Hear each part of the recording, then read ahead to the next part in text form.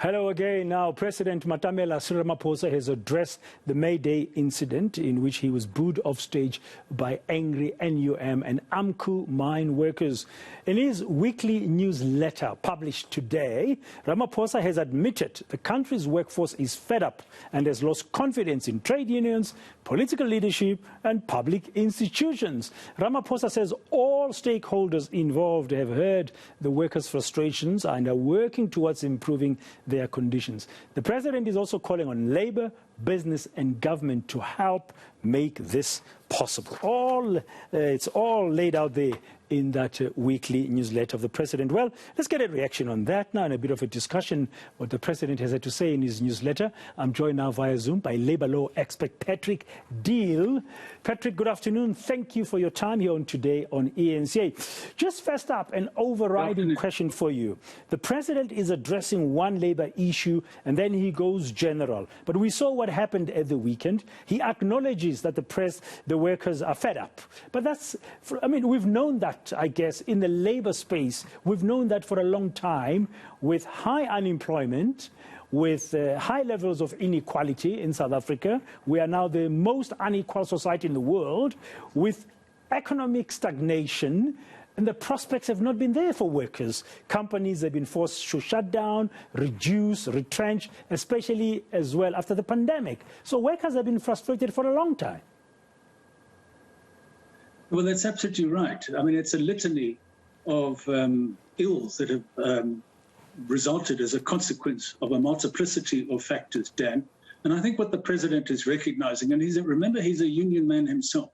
He formed the National Union of Mine Workers. He was involved in the growth of the union movement and the use of the union movement in the early days to fight apartheid and to claim victory over apartheid and to get into the modern dispensation.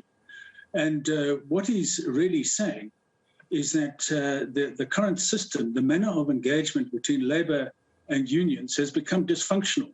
It no longer produces the kinds of results that are required in the changes that have happened in the 40 years that have transpired since 1979, and then the 30 years since 1995.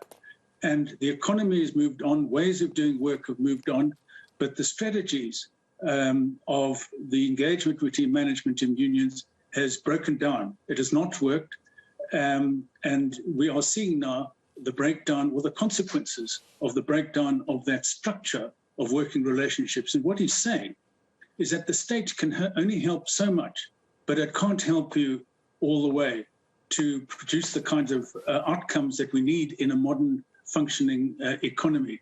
It can only be done between management and labor, or capital and labor. And that's why he's talking about partnership. And that is the crucial message that comes out of it. We will support you, but you and management really and capital have to find a different way of doing things.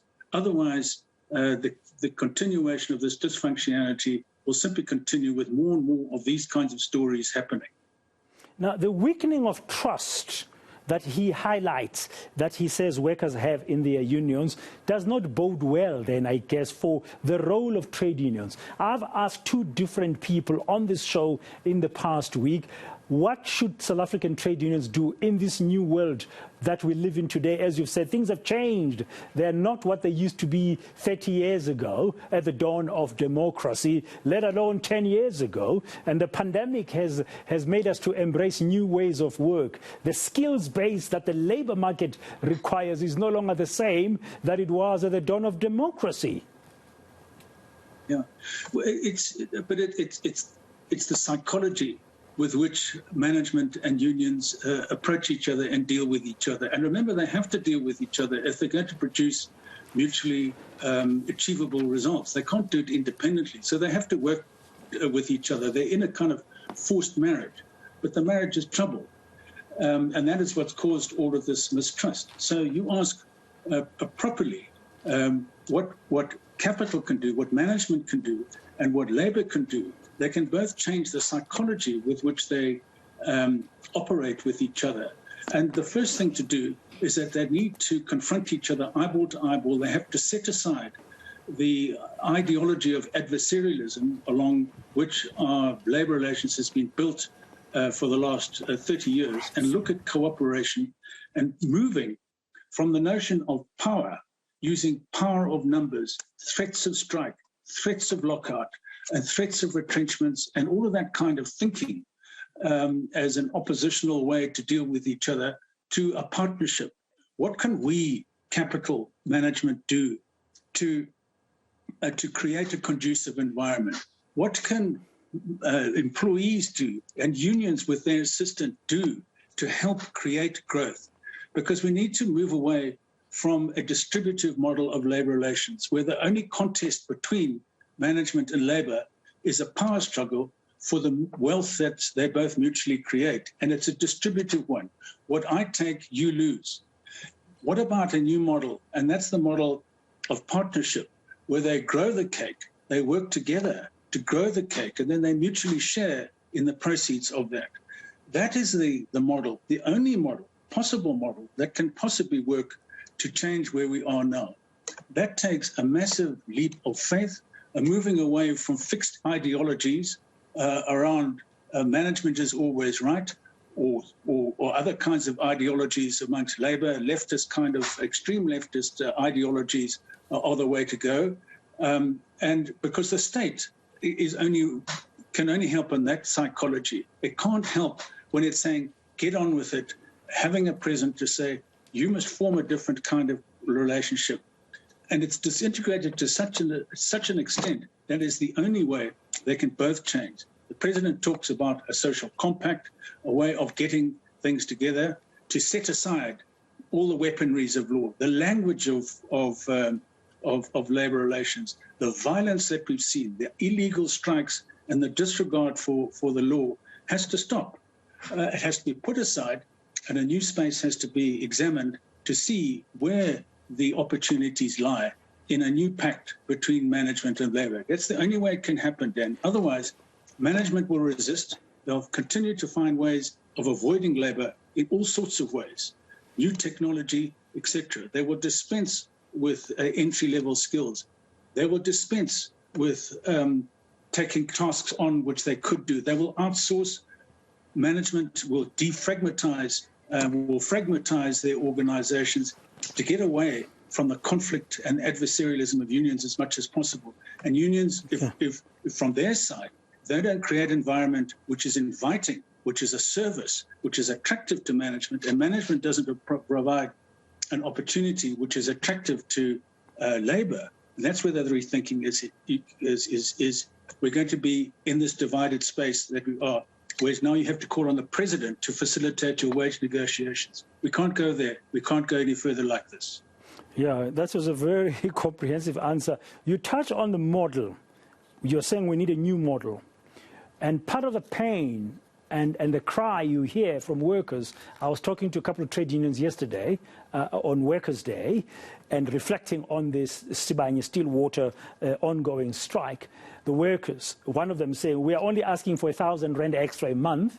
We have a CEO who got paid hundreds of millions of rand in compensation and remuneration in 2021 in terms of stock, in terms of bonuses and stuff. We live in this unequal society. Nobody is listening to us. But your model you're talking about of partnership, of sharing, would mean all of that will have to be revisited going forward. So even mine owners are going to have to give. No, absolutely. I mean, that's what it takes. You know, no compromise is arrived at. No sensible, workable, rational compromise is arrived at with people not giving things up. And they only give things up if they know they're going to get something in return, which is a 2 + 2 = 5 outcome. And one of the big problems is, as you correctly say, and which the unions correctly point out, is this massive disparity between the pay structures of the top management and the average worker. I mean, they're miles apart.